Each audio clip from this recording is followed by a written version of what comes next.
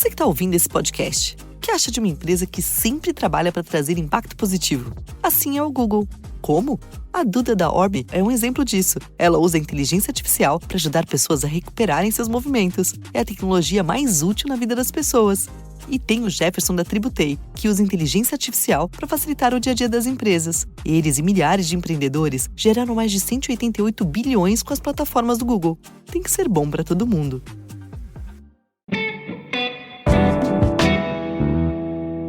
Today on CityCast DC, I'm here at the Democratic National Convention, but even though the convention is happening in Chicago this year, shout out to our friends at CityCast Chicago, being here is actually making me reflect on what a Harris administration means for DC.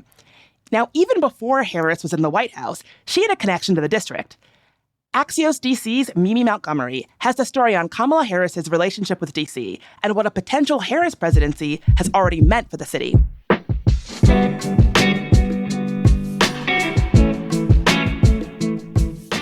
Today's Monday, August 19th. I'm Bridget Todd, and here's what DC is talking about.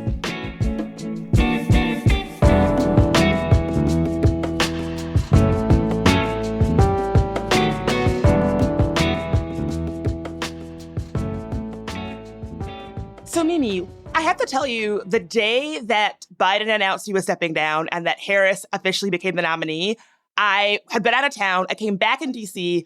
I had been in DC for maybe 2 hours, right? So this has been maybe it's been 12 hours since she's been announced. I had already saw Harris t-shirts on the street in DC. So to me, that tells me people are excited, people are fired up. And I wonder, it does seem that there's been a lot of excitement in the city since Harris was announced as the candidate. Why do you think that is?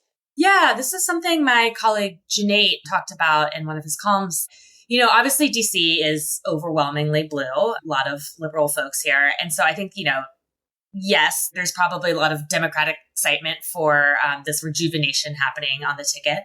But also, I think it sort of is a little bit what we were just talking about, right? I think a lot of folks who have lived in DC for a long time really just sort of see a kinship with her. Think of her as someone who has operated and lived in a lot of the same places that they have. And that's really comforting and exciting, I think, for folks to feel the person who could be leading the country sort of understands a similar background and understands the city that they'll be living in too, So I think there is sort of a greater excitement amongst liberal DC for this new ticket. One thing that's come up in this election season is how the two different presidential candidates talk about and think about and view DC. We did a whole episode with your colleague, Junaid, about Trump's take on DC, which I don't think I have to tell anybody is things like DC is crime-ridden and full of trash and garbage, and I'm going to clean it up and take it over. How do you compare Trump's take on DC with Vice President Harris's take on the city? I think they stand in pretty stark contrast. Harris has a long history with DC. She went to Howard in the 80s and obviously lived there as a student and has lived here again for several years ever since she's been a senator and then, became vice president. And so she has really sort of operated with the city, not just as capital W Washington, but as DC. I think a lot of times politicians come here and they just sort of see this as a landing spot for while they are working on Capitol Hill. But she has really lived and operated in DC as, alongside a lot of the folks that just live here and call it home outside of the world of politics. And so I think that really is, very different than the way Trump has viewed it. I don't know if it would be fair to say it seems like he loves the city that much, right? He didn't go out a lot when he was the president here. We didn't see him out in restaurants or out about in the town. And to your point, he's talked a lot about, how it's a swamp and filthy and crime ridden. So very stark contrast, I would say. I did once see Ivanka outside of a Soul Cycle downtown. Spotted. Yes. But, they just did not go out to the same level that, the Bidens have, the Obamas have, or Harris herself. Yeah. And so I do think that potentially sets Harris up to be kind of a unique presidential candidate because she's not really this outsider to DC, and that's a little bit rare. What was her introduction to the city like? And how did she engage with DC at the time? Yeah. So like I said, she was a student at Howard in the 80s. And while she was there, based on everything I've read, she was out and about in the city a ton and was really excited to be in DC and be a part of it. So we know that she loves food. And even then she loved food and going out to eat. She hit up classic spots like Ben's Chili Bowl and Florida Avenue Grill. She loved the Popeyes and Shaw. And she and her friends would go out and do things in the city, like going to St. Augustine's Catholic Church near Meridian Hill Park to hear gospel music, or go shopping in Georgetown, or listen to jazz at Blues Alley in Georgetown, or they would go to things like Georgia Avenue Day up there, just right near Howard. And then she was also really involved in sort of like the political side of DC as well. She protested apartheid outside the South African embassy, and she attended the 20th anniversary of the March on Washington on the Mall. So it seems like she was really excited to be here as a young person and just sort of threw herself into learning a ton about the city, DC itself, and then sort of becoming involved in more of the Washington side of the city as well. So I could have been eating the same Popeyes chicken sandwich at the same Popeyes as someone who went on to become president, is what you're saying. I'm saying exactly that, yes. And I mean, we've eaten Ben's Chili Bowl at the same place that someone, who could be president ate Ben's Chili Bowl, It's, so to your point, it kind of does feel like she is a little bit more one of us. Yes. And a lot of what you've described was during her time in the 80s. As you said, she came back as a senator years later in the 2000s. So obviously, age and I imagine socioeconomic status have changed for her. And that obviously is going to change how people live. What have been some of her favorite spots to check out in this sort of newer era in her life when she wasn't sort of a young person up and down the streets of DC? Yeah. So when she came back as a senator, she lived in a condo that she purchased in the West End side of town. And while she was a senator, she would go to the Trader Joe's over there in West End to go get her groceries. She was spotted at Blue Duck Tavern, which is over there. She and her husband, Doug Emhoff, were regulars at that Bluestone Lane coffee shop over in West End, where they would go on the weekends for brunch. Apparently, Harris was an avocado smash order. That was her favorite. And then she's from California. She likes her wine and she loves learning about wine. And so she has been spotted at Cork Wine Bar on 14th Street, checking out some wines there, trying some wines there. And word on the street is that she is known to put ice cubes in her white wines. So a little fun fact there. Are you kidding? Wow. I was just about to say, wow, Harris is a lady with great DC taste. That ice cubes in the white wine might give me a little bit of pause, I'll be honest. I mean, it gets hot in DC. No shade. I kind of get it. You want a crisp, cold white. Fair. Yeah.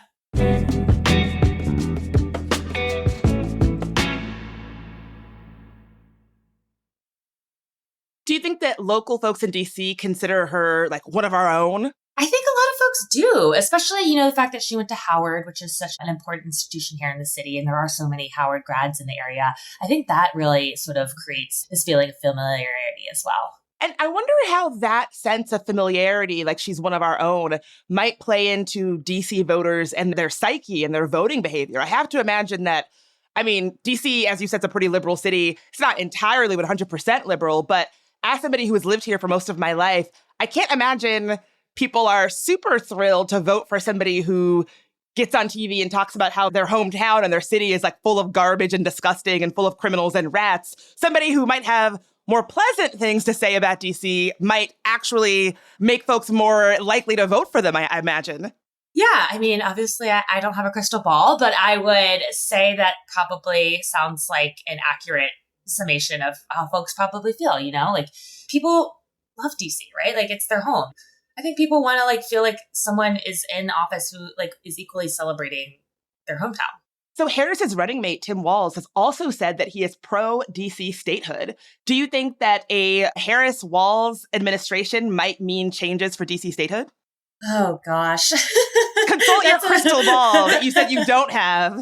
That's $1 million question.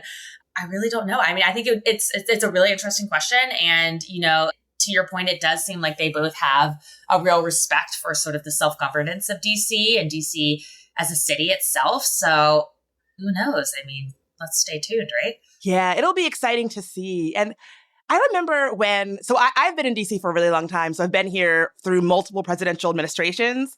And I feel like the administration that I felt it the most personally was the first Obama administration. Now, granted, I was kind of at my peak as well in terms of being like young person out and about in DC. So I'm sure that my own age and where I was in life had something to do with it. But I remember that time feeling exciting and new and fresh. And that was made more exciting by the fact that you would actually see Obama sometimes like out and about in the city, and you'd see like administration officials out and about. Do you think that Harris would be the kind of president that you would actually see out on the town in D.C. more or maybe less than other presidents? I do. Yeah. Yeah. I mean, just, looking at her time as vice president, like she's still been out and about in the city, right? We've seen her out at restaurants like Le Diplomat, Cafe Milano, Floriana. She was just at the Tyra Banks ice cream store in Woodley Park. Smize cream. She was smizing. And, we've seen her out with her husband, Doug Emhoff. They have exercised in the Lincoln Memorial steps together and gone for walks together. She has bought records at HR Records in Brightwood. We've seen her out and about a lot. And so I can only imagine that she would continue doing these things, right? And I think that she likes being out in the city.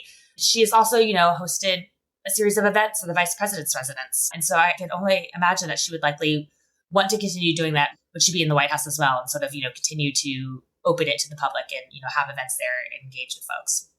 I have to ask, since this is DC, we love a politically themed or politically motivated like drink special. Have you seen any of those since she became the nominee?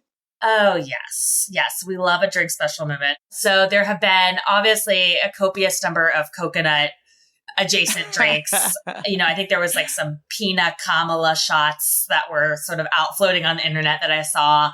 And I do know that I believe it was Floriana and DuPont last Christmas, or maybe the Christmas before, one Christmas, they did a Kamala la la la la la la holiday decor theme. So, maybe we'll see that again this holiday season. So, I think at the very least, the drink specials and the decor will probably be in full force. I hope so. Mimi, thank you so much for being here. Thank you so much for having me. It's been fun.